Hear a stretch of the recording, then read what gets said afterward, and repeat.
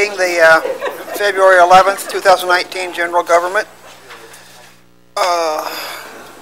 First up, we need approval of the agenda as presented.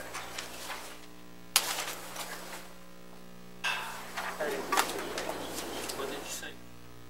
We've called the meeting to order. I need the agenda approved. I'm sorry. We have a motion and support. All in favor indicate by saying aye. Aye. Those opposed, the same. Thank you. We're on item 3 now, public comment.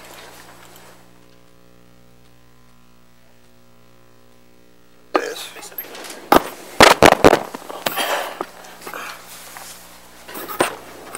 Oh. Any public comment?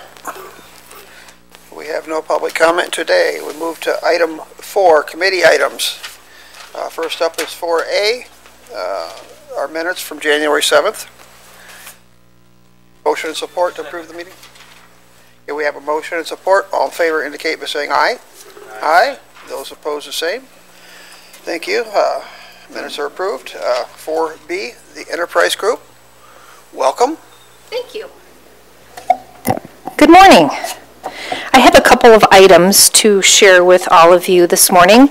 I have our fall 2018 EG scorecard update, which we shared with everyone at our fall board meeting the end of November, as well as our Manufacturing Day student handbook that Tim Rogers would like me to provide to each of you, and he apologizes for not being able to be with you all this morning. He had another meeting, so you get me today. We have a motion to accept. All in favor indicate by saying aye. Aye. Thank you. Motion approved. Thank you. You're welcome. Thank you. I provided an EG semi-annual report for this morning. The first item that we are very involved in is our talent and workforce. We are in a leadership role with our Jackson County High School seniors through the 2018 Student Pact, which is a tool measuring 4 areas identified as critical elements in the 2016 Work Ethics Survey. We have various partner organizations who've helped us with this endeavor. The Jackson County Schools, the ISD, JAMA, and the Chamber of Commerce, and Michigan Works. This effort has resulted in an application for the Marshall Plan funding by the Jackson County Talent Consortium, which Tim Rogers serves.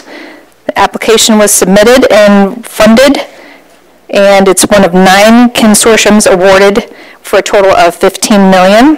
And we'd like to thank you all for your support in this endeavor. We're also very involved with FIRST Robotics. We have 9 middle school teams that are active, and the EGCVC is serving as the fiduciary agent for those teams. And then on the second page, we can note some great statistics about our manufacturing week, which was the first week of October. And then further down on the second page, we talk about all of the different activity that we've had for Jackson Technology Park North, which Amy Guerrero, our Vice President of Economic Development, is very involved in, and Tim, and of course, several commissioners and Mike, so we thank you all for your support with that project.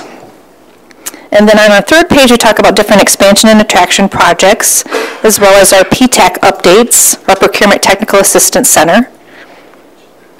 And then we have a couple, our save the date. We'd like to make you all aware that Tuesday, March 5th, 7:30 a.m., we're having our first ever Jackson County Roundtable. So we're very excited to be partnering with Jackson College on that. So we hope you all can attend. Another thing that we've been doing at the Enterprise Group is having some EG orientations with all of the new county commissioners. And we've, so far we've met with Commissioner Kennedy, and I know we're meeting with Commissioner Williams soon. So we'd like to open that invitation up to anyone that would like to meet with our staff. Other than that, are there any questions? Any questions?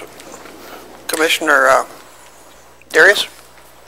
You just gave the date for the roundtable. What was that again? Tuesday, March 5th, and it starts at 7:30 a.m. And I know that Jackson College is going to have breakfast ready to go at 7:15 that morning. Okay. Okay.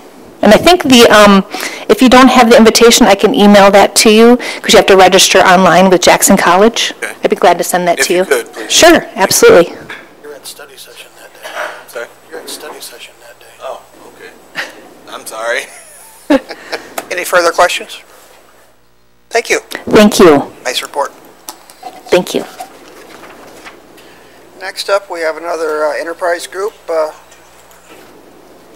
topic. It'd be the Enterprise Group Dollar General Brownfield Plan. Thank you. Amy Guerrero representing the Enterprise Group, and as we provide staffing to the Jackson County Brownfield Redevelopment Authority. And we will be requesting that the County Commission approve another brownfield plan on February 19th. This is for a project on 2400 East Michigan Avenue. It's 1.4 acres, and this property will be redeveloped into a commercial building that will be occupied by a Dollar General store. If you think about the East Michigan Avenue corridor between Michigan Avenue and Ganson, which is where this property is located, it's a bit of a food desert, and so we think that this will provide some resources for the community that lives around there. It's a 9,100 square foot commercial building, and the investment is $1.35 million. They expect to close in March and hopefully to be completed by August 2019, which is a pretty aggressive schedule. The Brownfield Plan is a financing tool that can be adopted by the county and the Brownfield Authority. And by the way, this has already been endorsed by Blackman Township as well. This property is located in Blackman Township. As a financing tool that collects the tax increment that is produced by the new development there to pay eligible environmental expenses back to the developer or to the Brownfield Authority, whoever has invested in those expenses initially. There was some groundwater contamination, migration from the west, and some contamination that qualified it as a brownfield plan. So the eligible reimbursements total $310,198, and that occurs with those paid taxes that the developer pays over the term of the brownfield plan. And the base taxable value of the property is $67,690, and we expect that in 2020 that value will go up to $350,000. So that difference in those tax values is the tax increment that is used for the financing. I don't believe we attached a copy of the brownfield plan. I think in your packets you have a resolution and a copy of the public notice. So if you would like me to forward a copy of the brownfield plan, I'd be happy to do that. And I also have maps or anything if you need additional information today, but I'd be happy to answer any questions. And we would request that this go to full commission for public hearing on February 19th and approval. For the records, if you would forward the brownfield plan. We absolutely will, yes. Any questions? We apologize that that wasn't included. One question I have is, you said this is in Blackman Township between Ganson and 127? Between, if you go out east on Michigan Avenue, there are some properties that front both Michigan Avenue and East Ganson where it comes up to a point where Spartan Corporation used to be, right along in there. Okay. So that's where that property I pulled it is. up in GS and it looked like it was between the pool hall and Baxter Machine. That's correct. Yes, that's correct. And that is, it's just outside the city, and that is Blackman Township right there. All right. Need a motion, any discussion? Daniel? I'm just curious on two things. Okay. You mentioned that part of town being a food desert. I completely agree. Is there any plans for this Dollar General to have any fresh food? Because most Dollar Generals only have boxed food. Absolutely. So I don't know if that's helping with the food desert situation. Yes. In answer to that question, I don't really know what that particular Dollar General will be providing, but I imagine it will be consistent with other Dollar Generals. I'd be happy to let the developers know that that was a question that came up because they are aware that we have mentioned both, they were in attendance at the Brownfield Authority meeting, and we mentioned that at that time as well. So I'd be happy to pass that on for whatever it's worth. And then second question is, If I'm not mistaken, there's a Dollar General in the plaza where Kroger used to be at. Is there plans for that Dollar General to then close? Because that's a pretty close proximity where we're talking about this new one was gonna be. I do not know the answer to that. I don't know if that Dollar General is operated by the same company, but again, that's something I'd be happy to ask, and I can let you know. Any further discussion? If not, I need a motion support to send this on. We have a motion and support. All in favor indicate by saying aye. Aye. Aye. Those opposed, the same. Thank you. Thank you very much. Amy. On to item 4D, facilities, 10th floor HVAC system. Good morning, Mr. Chair, Commissioners. You have before you a request to install central air conditioning on the 10th floor of the tower building. Pretty straightforward. Does anybody have any questions? What's on the 10th floor? Well, I don't know. It's on the 10th floor, right? 10th floor's facilities. Rick's bringing this because, frankly, last summer I asked him to. I looked up one day walking into the building and there's air conditioners hanging out the windows 10 stories up, and I'm like, no, we need to fix that. Better than blocks of ice. Yeah. It is one of those things where we've been busy taking care of everyone else. We just didn't get around to dealing with our floor. Need a discussion? If not, need a motion and support? Motion and support. All in favor indicate by saying aye. Aye. Those opposed, the same. Passes unanimously. Thank you. Thank you, Mr. Chair. Thank you, Rick.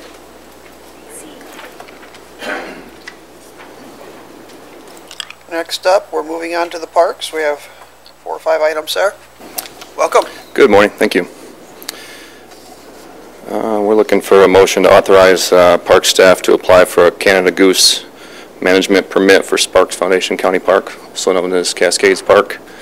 Basically, we receive a lot of significant number of complaints each year about the goose population, how they're aggressive basically, and they leave behind a mess at the park. The DNR has a program to relocate them. So this permit would allow for us to go through that program. They locate them in Canada. There's 2 places in Michigan that they typically go to. I think it's in near Saginaw, near Adrian.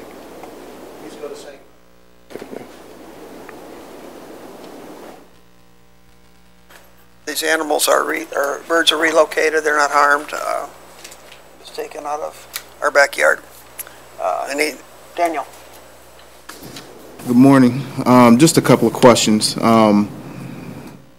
So I was reading the proposal. It says that they, although they'll be taken away, there's a 80% return rate. 2 questions. Is that like they return the same year, so you're taking them and then they're going to come back this year? Do you know what the statistics are on how quickly they're returning back? Sure. Yeah. So, yes, this is a process that the federal government and the state puts us through. They don't return that year, but they are genetically wired to come home. And so about 80% of them will return, and then in year 2 we'll apply for the permit and trap them again and relocate them, and then year 3 they'll come. Another percentage of them will come back. We'll have made some progress, and in year 3 we'll apply. And after 3 years, you have to do the relocation for 3 years, and once you've done that, then you're eligible to apply for the next process, which is actually disturbing the nest or removing the eggs, but they will not allow you to move to that step, which tends to be very, very effective. But they require you to do this relocation process for 3 years first before you're eligible for that next step. And then it's like $1,200 per 500 birds you guys move. Is there a goal for the amount of birds you guys plan to move? Yeah, all 500.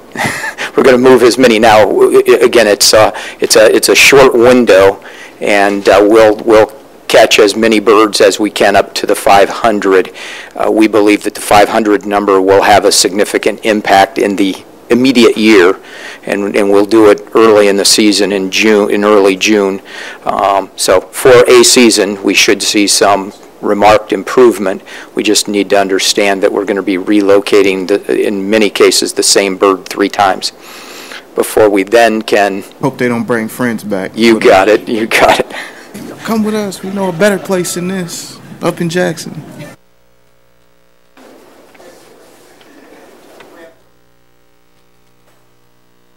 Now I need a motion and support. So moved. Second. Okay, we have motion and support. Just a second. Tony. Yes, go ahead.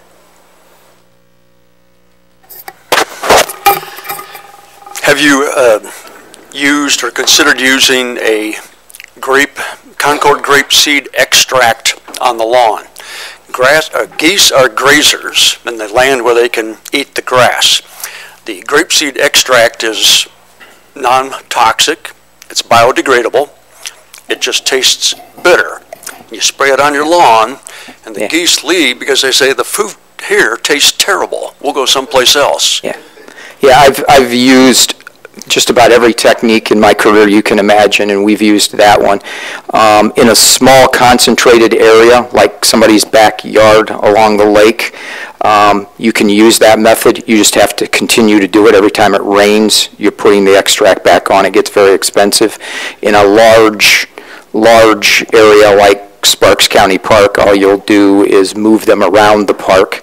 I can't really afford to spray on every rainfall basis the chemical in the entire park, so I'll just keep moving them around. I'll move them from the golf course to the lagoons, then to the fishery, and then we'll just keep chasing them all over the place. So it generally, in the public park business, that hasn't been all that effective. It's worked in, I've had friends who've done it in their backyards that were located on a lake and had some impact. There are other techniques like changing the way you manage your shoreline. So you actually let Mother Nature grow about 6 feet. Looks like heck, and a lot of folks don't like that in a park like Sparks County Park. That'll have some impact, but again, it generally isn't accepted by the public. So relocation is a first step. The only real effective way is to disturb the egg, which is allowable, does work, doesn't harm the existing animals. It just limits reproduction. And that's the biggest problem in the Canada geese, is that you have one Canada geese, they're not a problem. A pair then produce 6 to 10 babies who are now genetically wired to come home.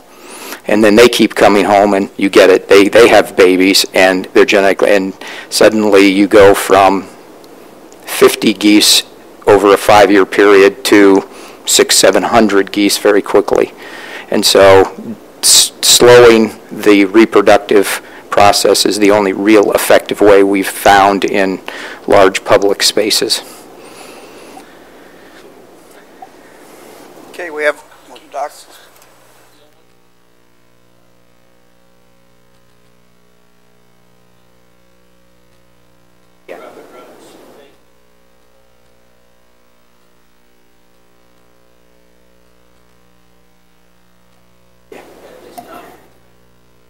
Yeah, and absolutely. There's reflective tape is another method that I've actually attempted to use. Again, the challenge in a large space with as much lagoon space as we have and the number of people who walk on trails nearby is that inevitably the public messes with the reflective tape, and you're constantly trying to put it back up over and over and over again, and it just becomes a manpower issue. If you can control who's around it, it actually works very well. They are not the brightest animal. I hope I don't put that on record. Okay, we have a motion support. I need all in favor indicate by saying aye. Aye. Aye. Passes unanimously. Those opposed the same. Passes unanimously. Thank you. Next up we have 4F, Upper Grand River Water Trail Development Plan Leadership.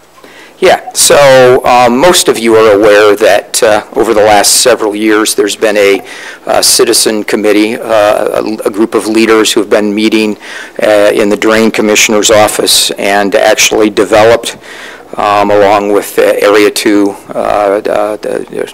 planning, developed a Blue Water Trail plan for Jackson County that was adopted by this body and has been recognized by the state of Michigan.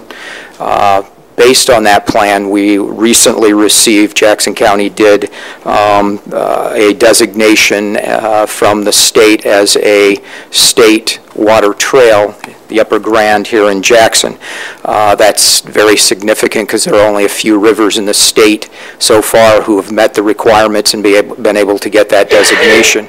But what that also means is that the state, along with Jackson County, is going to begin to market the Grand River, Upper Grand River watershed as a place that people from around the state and around the country would come to kayak and canoe, which then brings us to the question, the county and the city share responsibility for maintaining a number of hard surface trails, land trails that we have. Who maintains and who markets and who becomes the clearinghouse for questions related to folks wanting to know where do I put my kayak in, where do I take my kayak out, who works towards at the actual development of facilities that are in the plan.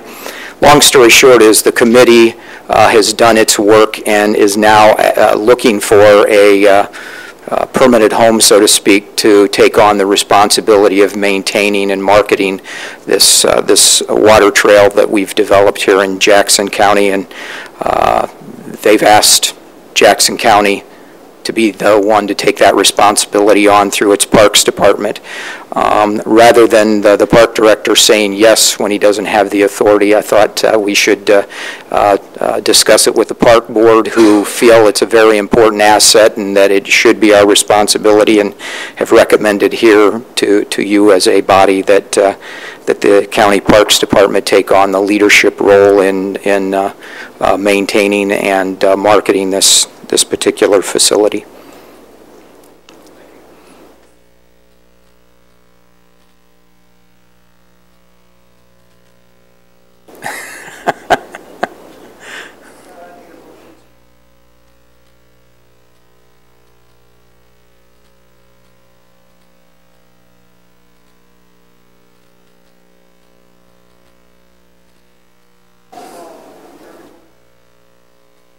Okay, so as we continue forward with the development of the new America One Event Center, we're having to plan and put some things in place. We need to book events at the America One actually before its construction is completed.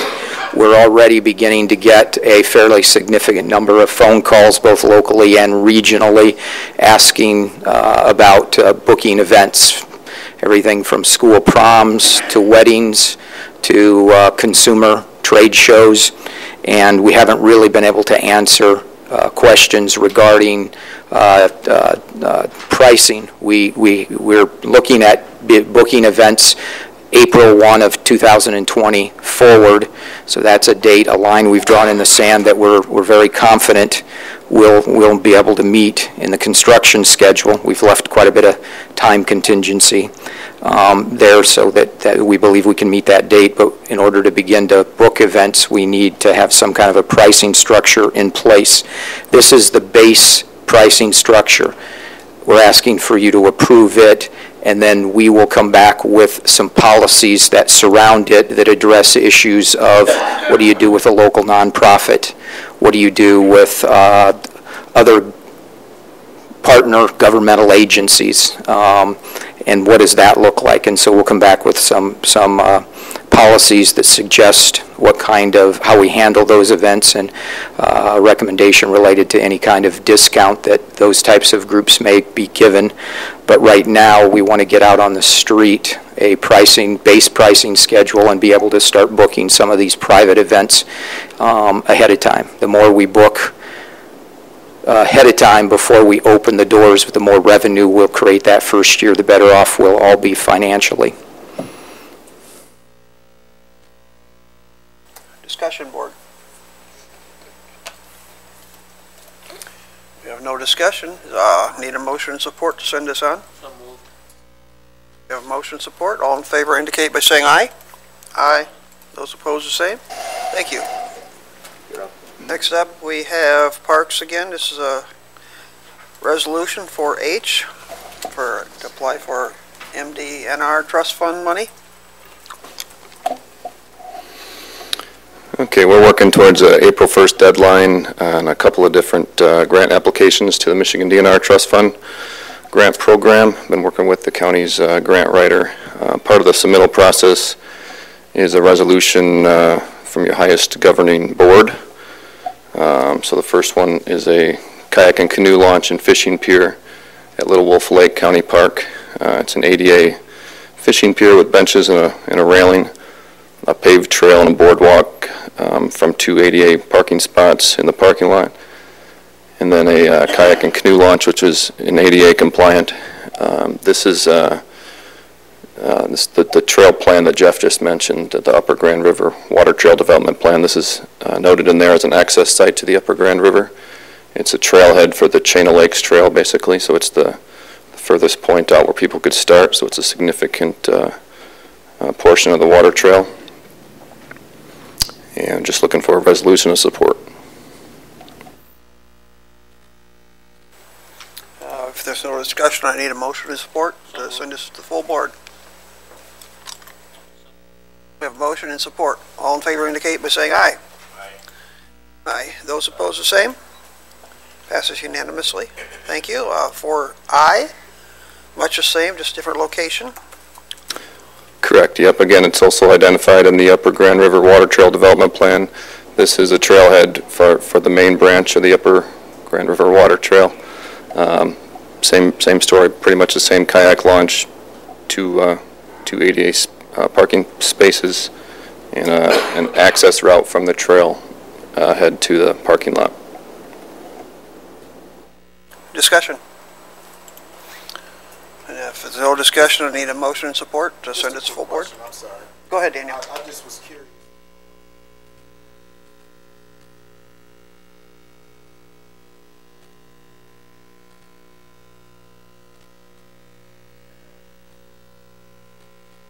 There is that's an access point identified in the water trail plan as well. I don't think it's as from what we've read, it's not as high a priority as these two, though. And that one's... So it was just in regards to if there was any consideration of the Keeley Park location for one of these. And it's not as much about priority with Keeley Park as it is about their wanting to complete a park, and I'm keeping that separate from, there is a fairground master plan that you all approved in 2016, and we know out of that plan there are construction items that are taking place. One of the items that is in that plan that it will happen in the future, you'll all determine whether that's near or far, but in the future is the development of a land trail along the river from Ganson Street north, eventually connecting with Monroe Street, and then something that's on 2 items from now, dealing with the Blackman Township connector. So we want to master plan that specific trail and the green space in front of the new event center as a park, and understand how the kayak and canoe launch at that point. It's really an entry point in the plan, even though there are times of the year where it can be an exit. There's a significant time of the year, particularly in the earlier half of the year, where there's so much water in the Grand that one would be decapitated trying to get under the Ganson Street Bridge. So it's really, from a safety standpoint, that site needs to be developed along with the site out on Parnell Road where the new trail will develop, and that would be a good a good kayak run to be able to put in at Keeley and to be able to there. So we're trying to develop that. This was a little further ahead. These were the kind of low-hanging fruit that we knew would get immediate use and have impact on the community immediately. Those need a little more thought process. They're going to be a little more expensive, and that's okay, but they need a little bit more thought on and planning before we can get there.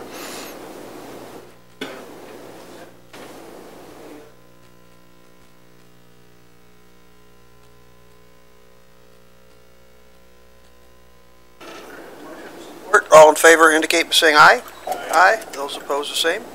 Passes unanimously.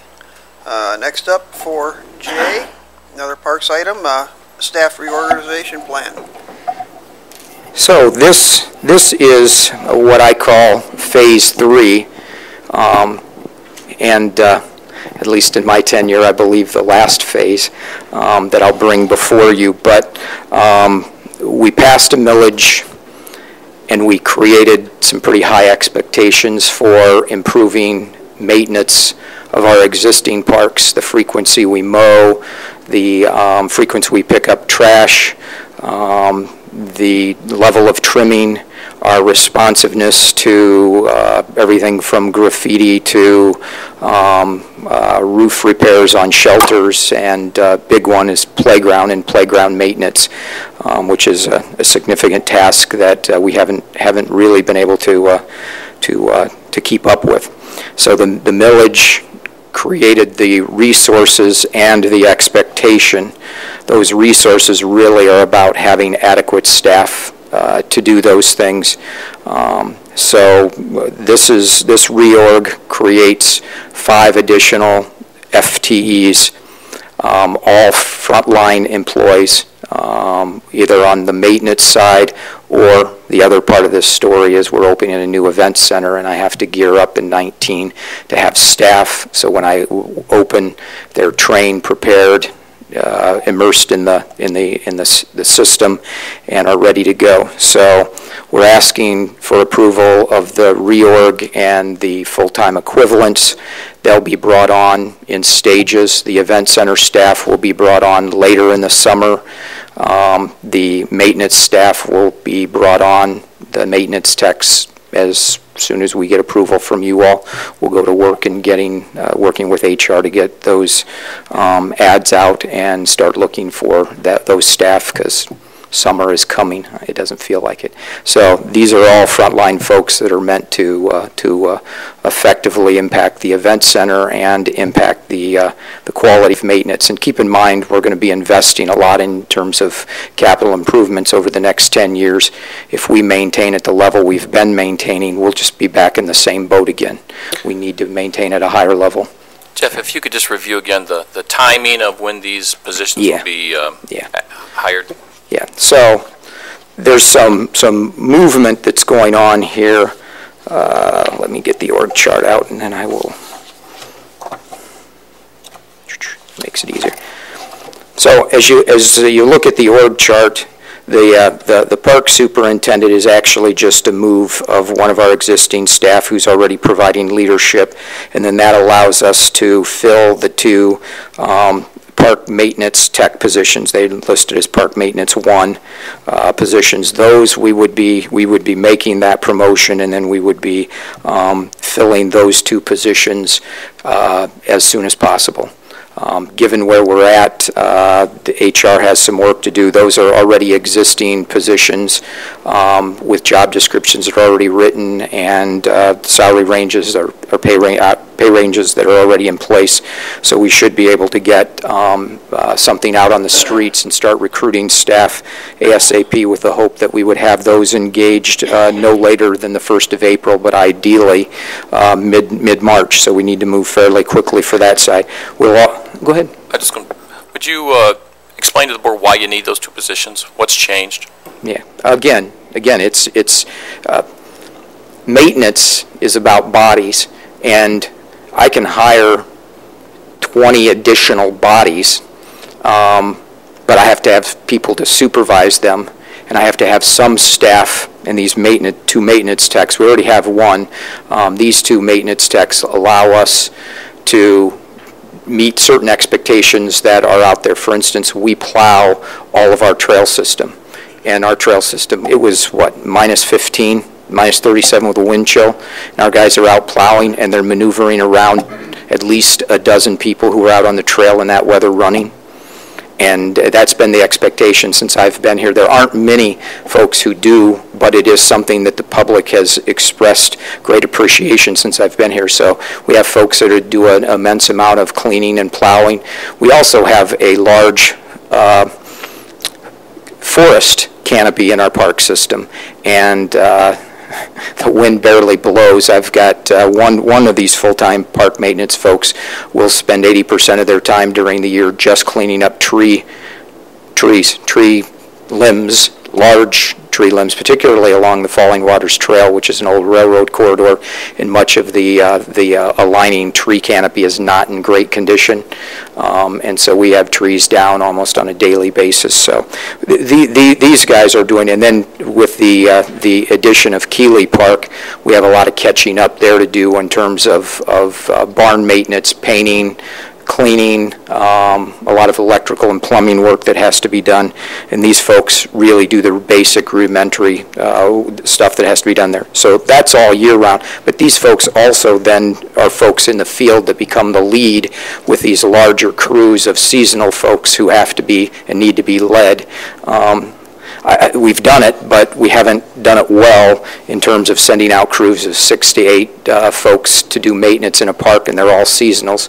Your productivity, unless Jack shows up and they're all sitting under, say it the way it is, they're sitting under a tree and he has to rattle the stick and get them moving. So you need a crew leader out there that's responsible and trained. So it's really a higher level of maintenance we're investing in, and that's what we told folks in the millage we were going to do. It also provides us the resources. You can put guys out there, but you still need the wood chip for the playgrounds. You still got to buy the replacement parts. You still got to buy the shingles and do the roofing. You still have a lot of things you got to do. Shoreline erosion issues. You still got to clean all the stuff that floats up on the shoreline, and somebody's got to fish it out so the beach is actually worthy of swimming in. So you have all those things that are going on. And then you have the capital project manager position, which is actually not a new position, but it's a re-change of a position. We had an individual who left in early November, and we're changing the job responsibilities there to be more focused on managing grants, which is a lot of work. Grants and free money seem like free money, but at the end of the day, the amount of paperwork you do to report on a regular basis and close out a grant to DNR is immense. So there's a lot of time there, as well as manage the request for proposals, the bidding process, the actual construction oversight of contractors who are doing the work. So that position is being added to handle the roughly $15 million over the next 10 years that we'll be investing in the park system.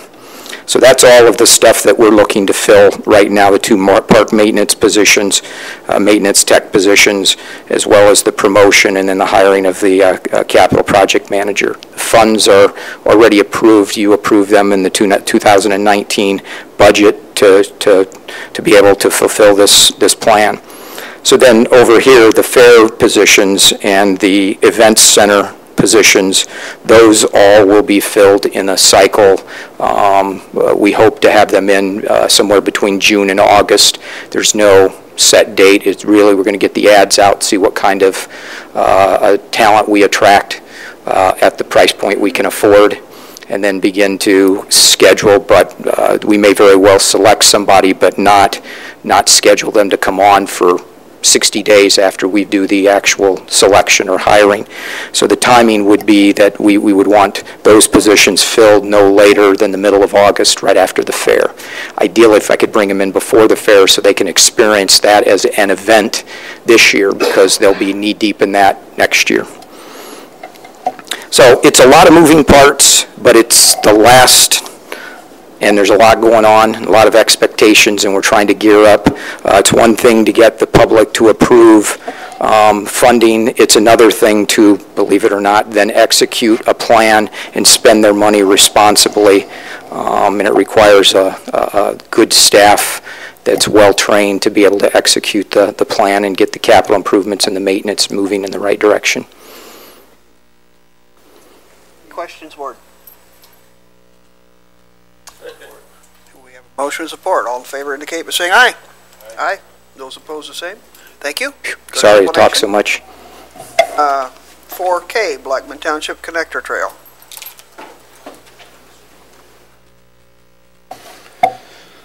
All right, so in 2017, the Michigan DNR funded a feasibility study for potential routes to connect a gap in a trail here, basically from Monroe Street to Parnell Avenue.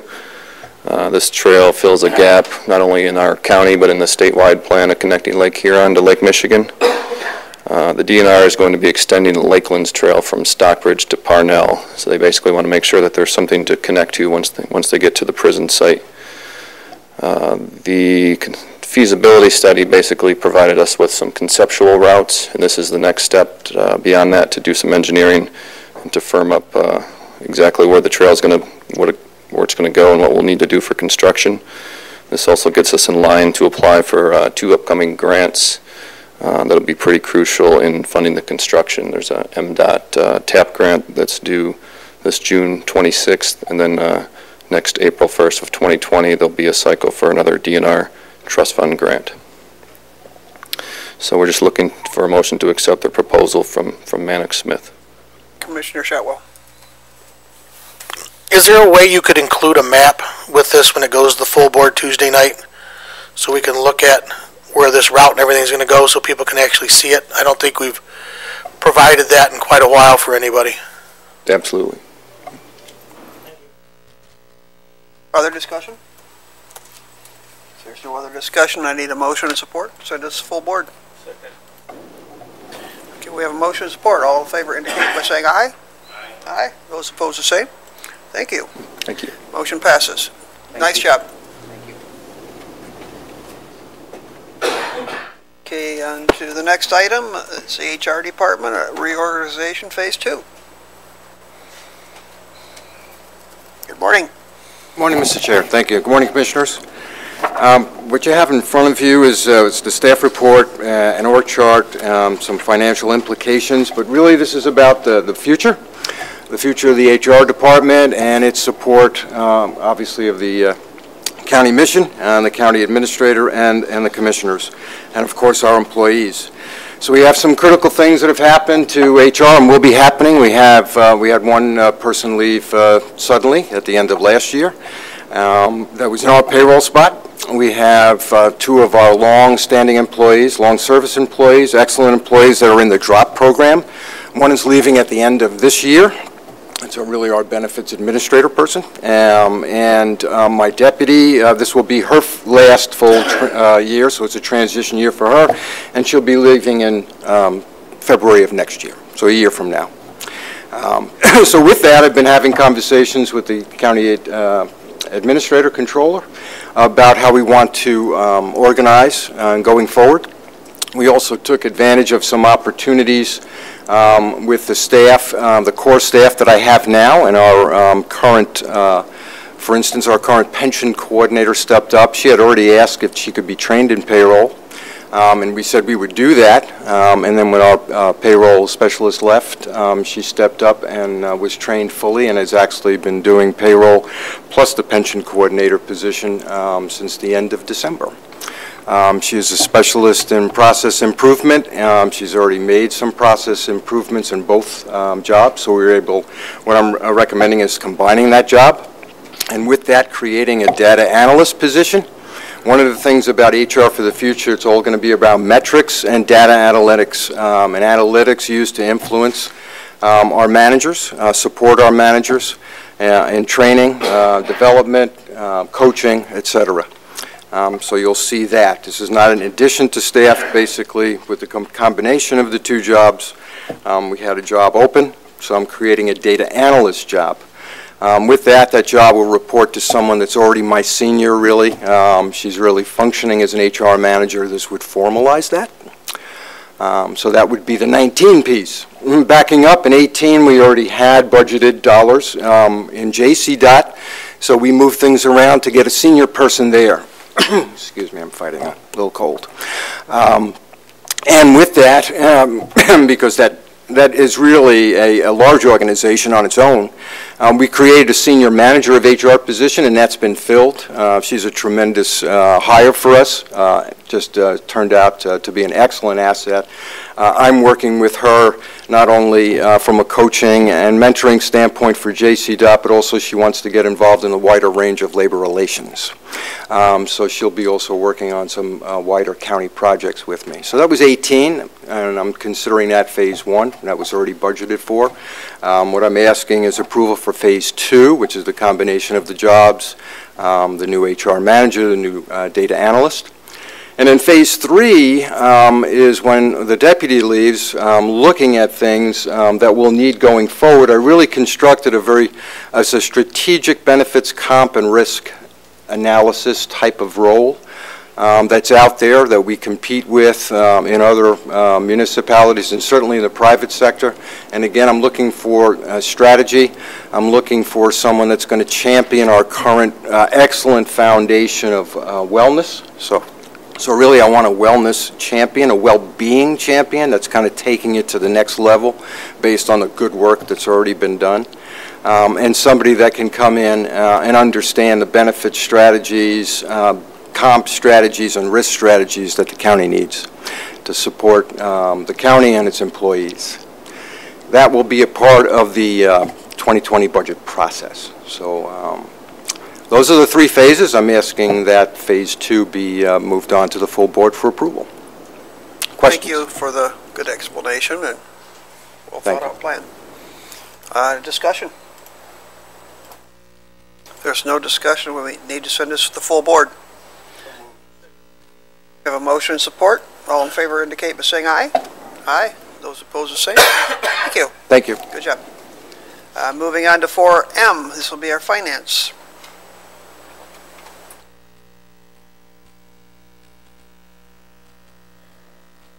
Welcome, Cecilia. Good morning.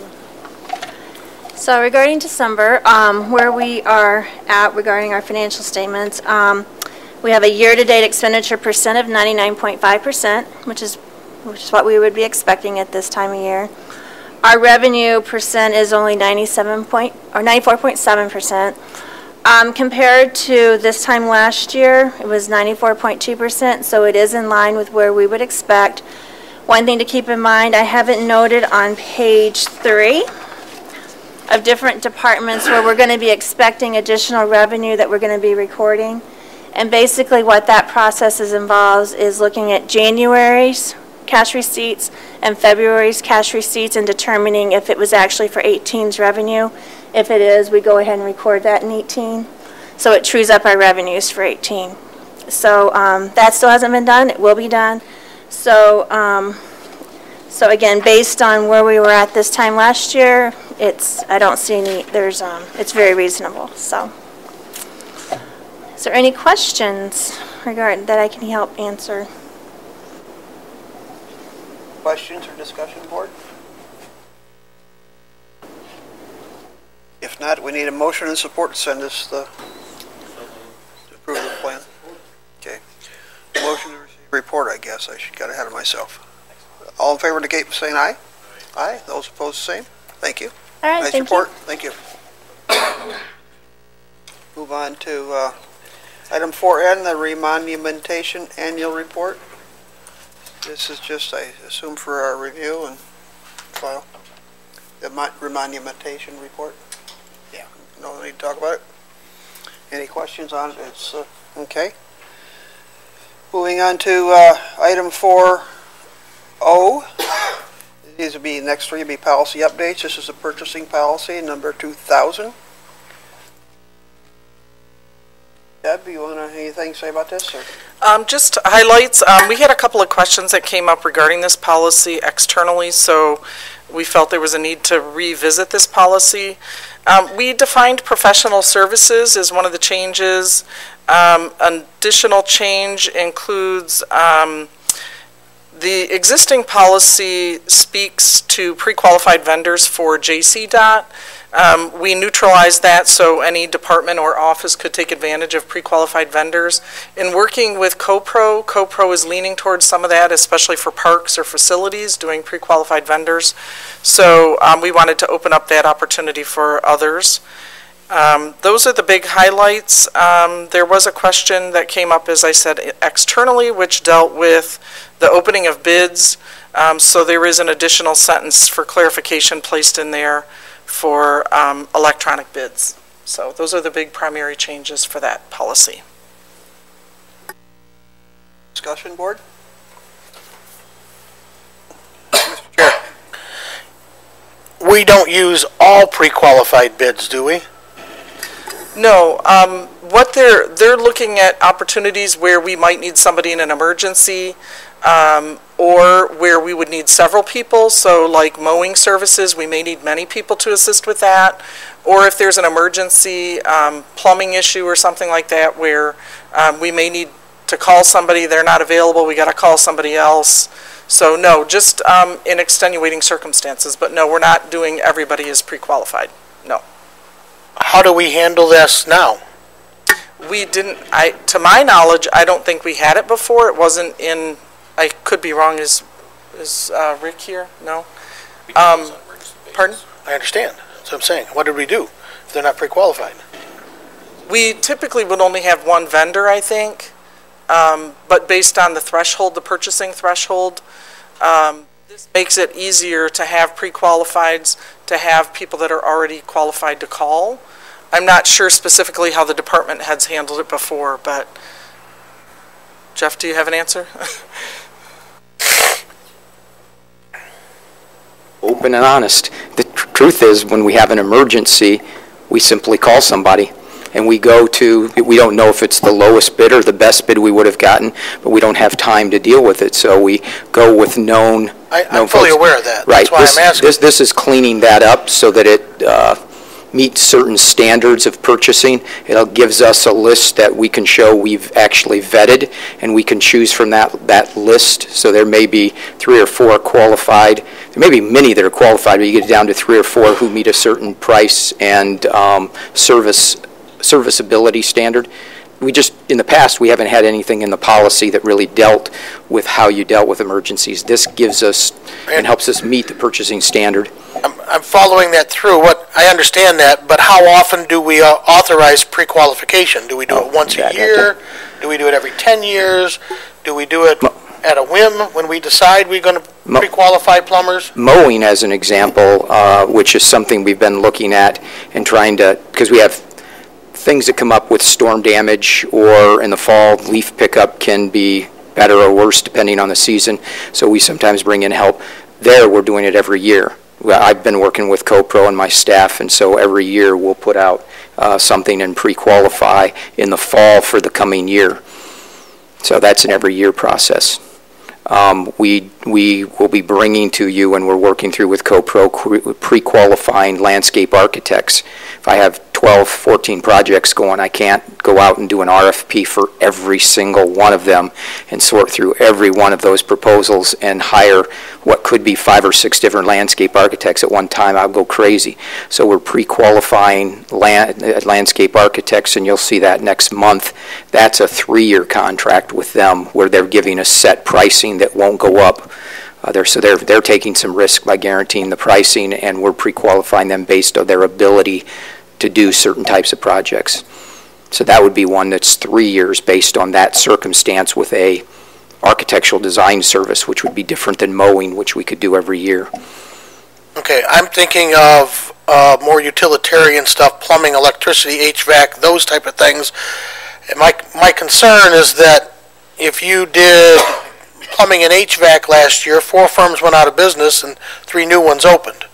How often are we notifying the local people that we want a pre-qualified situation? Everything like that. We had to bring back, example, you had to bring back electricians that retired to get involved at the fairgrounds. Yep.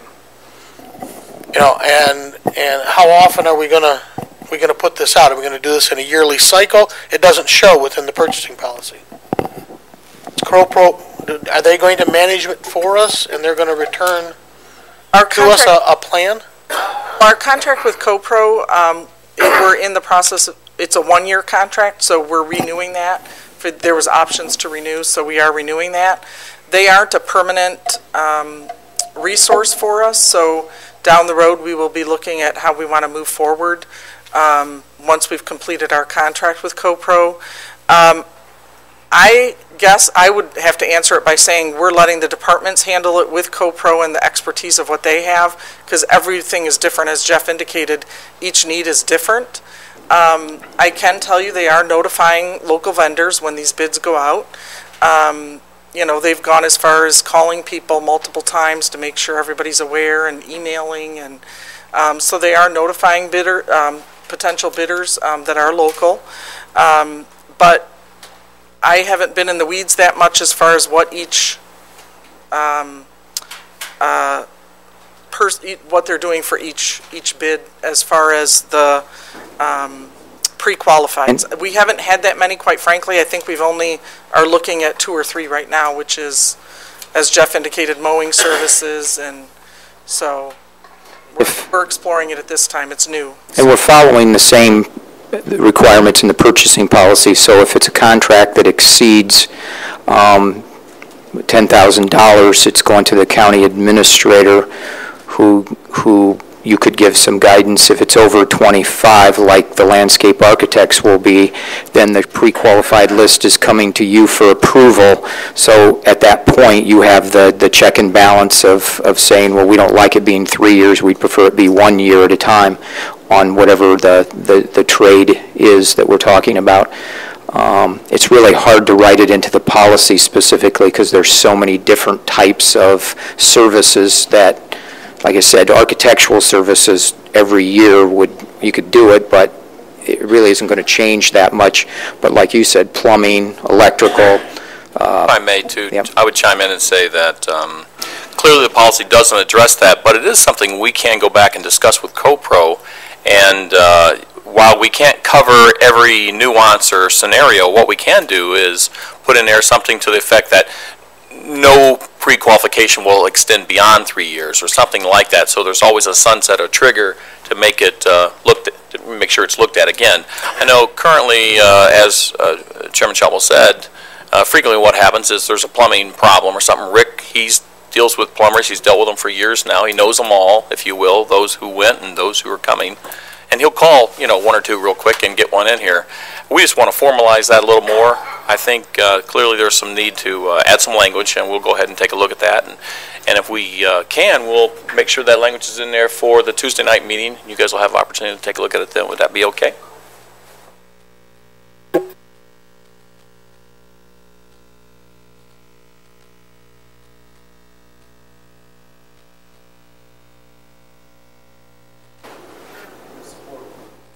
Support. All in favor indicate by saying aye.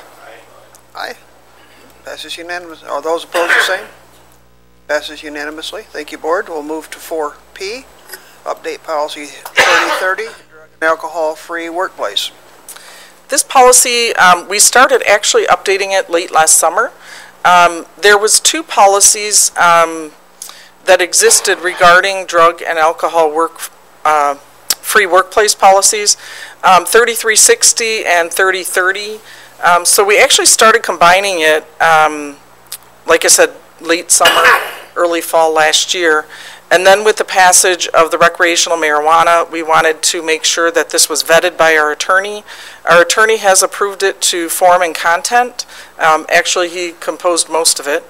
So it has been vetted by the attorney with the passage of the new recreational marijuana law. So, like I said, this has been a work in progress for several months and went through the normal process as well as through our attorney. Discussion. I just kind of breezed over the 2 policies that were this one policy was combined from. I didn't get much time to to study them in comparison, but it kind of seems like the revision of this new policy is really targeting individuals who may be marijuana users. There seems like some stuff has been added specifically around that. I just was curious if that's the case, or is there a way for us to see exactly what information was added in addition to what those two existing policies had in them? I'm just trying to see what the wisdom is behind the revision of the policy and where things came from and what's been added that wasn't added in the two existing policies. Yeah, and I apologize. This is a complete rewrite, so I don't have a red line version to show you because it was combining two policies. So it's a complete rewrite, and then with the attorney drafting some language in it. So I apologize, we don't have that to show you, but Richard did speak with the attorney, so I think he has some. Commissioner, yeah, so in looking at the two policies, we really wanted to have one that was the first intent. The second was to address the fact of the legalization of recreational marijuana, and basically working with outside counsel, they're advising all of their clients to be specific about the language, so that it's clear, as it has been in the past, for instance, with medical marijuana cards. So in other words, look, we still have zero tolerance, and we want to be specific because of new legislation. And that was the intent behind it. So just a follow-up question, if I may. So do you feel like the two existing policies that this policy is written to replace, were they not specific enough based off of?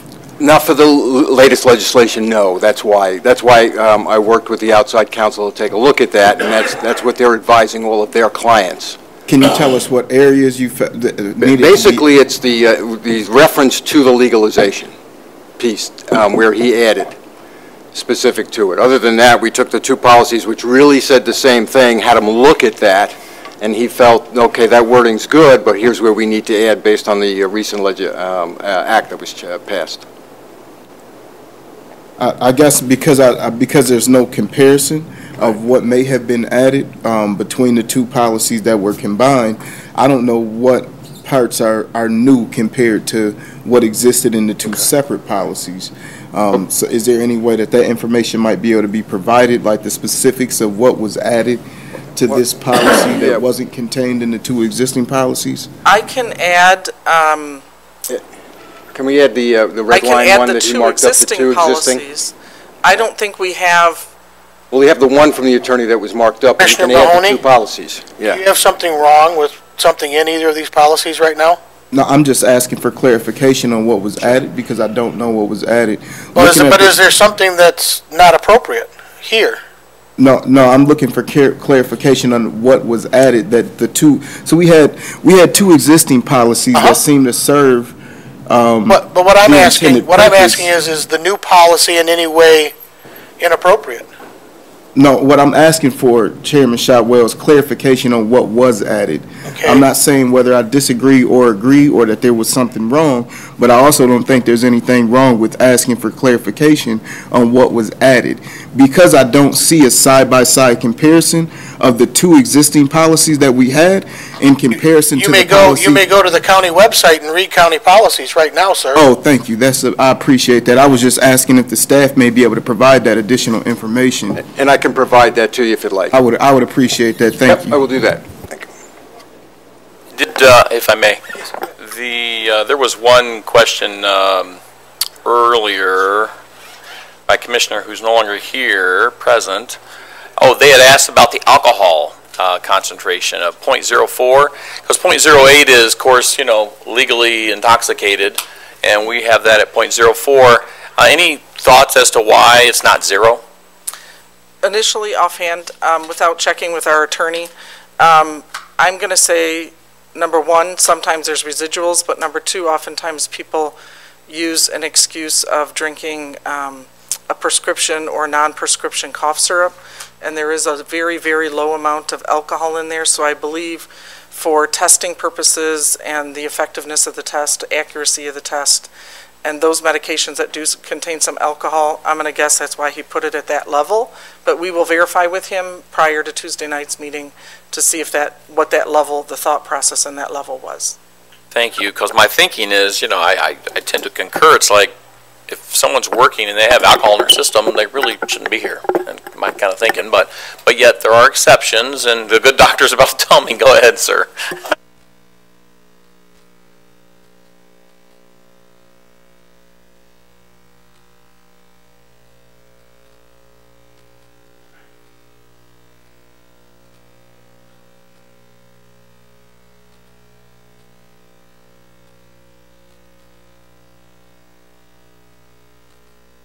Okay, thank you. Well, we'll seek further clarification just to be on the safe side of that.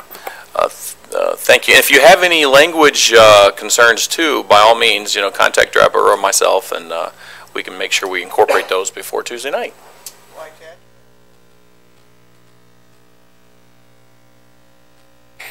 Which many of our people do. So, again, that's a concern. We need to take a look at that. Thank you.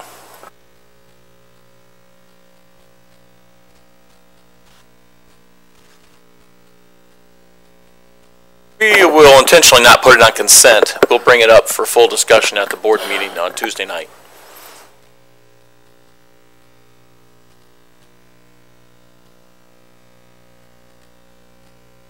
Aye. All those opposed, the same. Passes unanimously. We'll go on to item 4Q, policy 4090, appointments to boards and commissions. The primary purpose of this one, of course, late last year we changed the names of our boards, our standing committees. So the primary purpose of this one was to update those names in this policy. We'll be seeing more policies come down the line that need updates that reference specific standing committees. So we're starting to work on that process. So that's the specific purpose for this one coming before the board, is to update those standing committee names. Discussion. There's no discussion. I need a motion and support to send this on. We have a motion and support. All in favor indicate by saying aye. Aye. Those opposed, the same. Passes unanimously. We'll move on to item 5, other business. Need a motion and support to pay the claims. We have a motion and support. All in favor indicate by saying aye. Aye. Those opposed, the same. Passes unanimously. Other minutes, you can see there. I don't think we normally have any. No other minutes. We have next month's reporting schedule. We'll move on to item 6, public comment.